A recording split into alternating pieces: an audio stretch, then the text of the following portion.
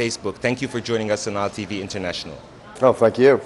Facebook has become a phenomenon for the social networking set. And what makes that so amazing is that Facebook did not exist until 2004. How has it changed the world?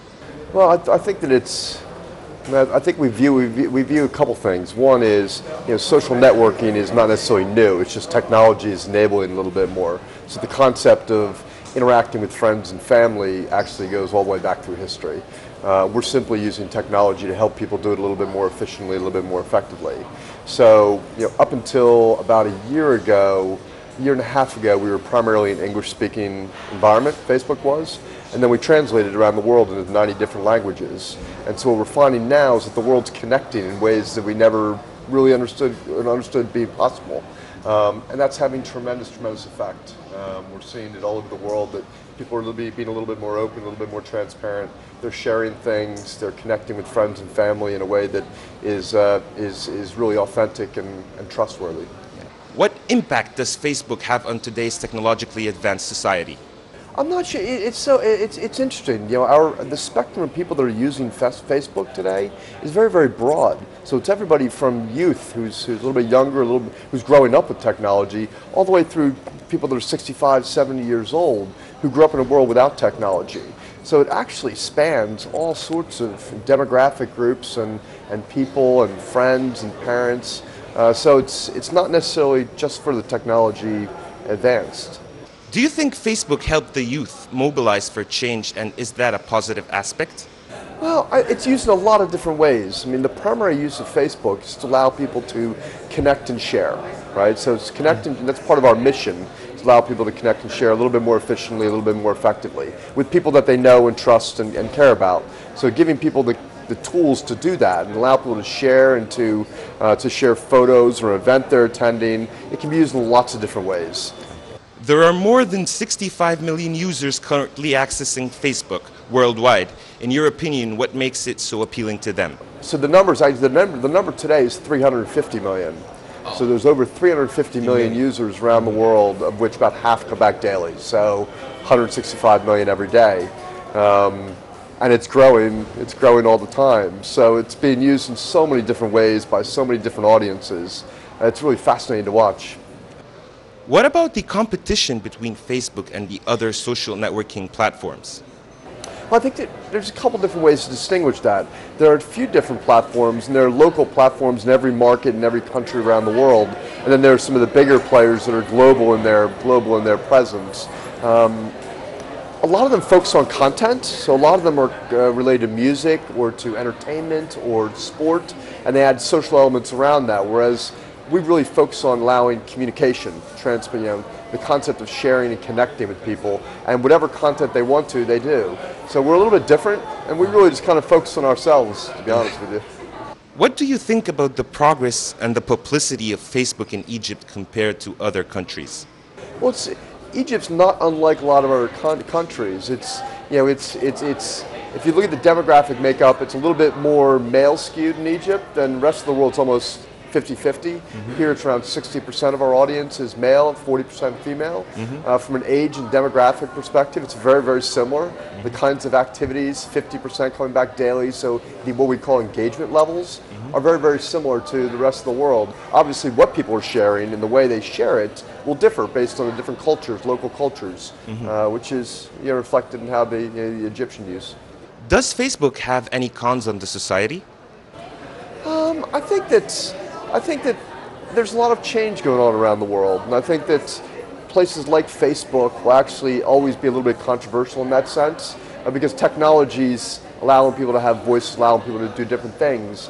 I think we're very, very sensitive to that, and we're very, very sensitive to the different cultures around the world, and making sure that what we're developing and what we're trying to build is meaningful.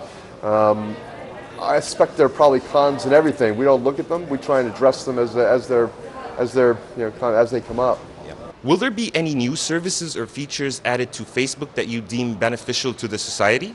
Well, there's always features and functionality come out. The pace of innovation at our company, so the pace of product introductions and new feature sets is very, very fast. And so what you'll find is that there'll be a whole new look and feel to Facebook in the very near future. And there'll be features and functionality that we think are beneficial to users. Do you think Facebook has an effect on politics here in Egypt? Well, I think it's having an effect on politics all over the world. I mean, what we're seeing in regions as large as the United States and down through some of the smaller countries is that politicians are starting to understand that environments like Facebook can actually be leveraged to communicate better with their constituents.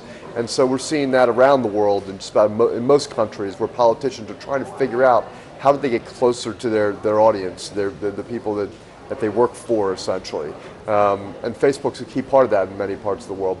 Is there anything that can be done by Facebook to prevent downtime and outages? We work really, really hard to make sure the user experience is a positive one. And so I know that the engineering team, which is primarily based in California, which is where a lot of the engineers around the world are, has spent the last year, and we've actually reduced our load times and what we call latency by almost 50%. So it's a key focus for us because users have to be able to get online. They want to be able to mix and interact with their friends, and we have to enable that. Okay. Can you tell us how many users of Facebook users are here in Egypt?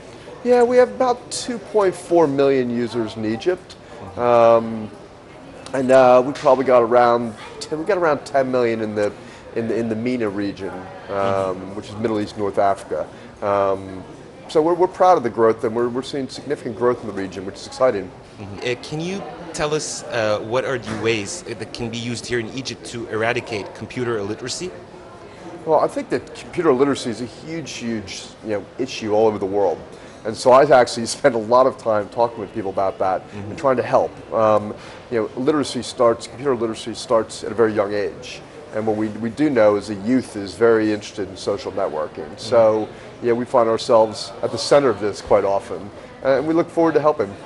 Ultimately, can you give us more details about the agreement that you're signing today and the outcomes of this agreement? Yeah, so what we found is really, really important for us to partner with local companies who have expertise about the culture, the needs set of the advertisers, especially on the commercial side of the business. And the Link.net guys are obviously way advanced, and so as we look out in the marketplace, we'll typically go in and talk to different advertisers and agencies to understand who they think can bring the most value and best represent our brand. And so that's what we're here today to announce. So what will be the outcomes of this agreement? Will it facilitate the marketing of Facebook? Well, it's a combination. What we found is there are a lot of advertisers, big brands around the world that want to get closer to users and understand how they can communicate with individuals, people in these environments. And it's not standard internet advertising. That's not what we feel is appropriate. So helping to educate them and their teams and their agencies is part of what we're setting out to do with this relationship. Mr. Blake Chandler, Vice President, EMEA Facebook, thank you for joining us on NileTV International. Oh, thank you. Thank you.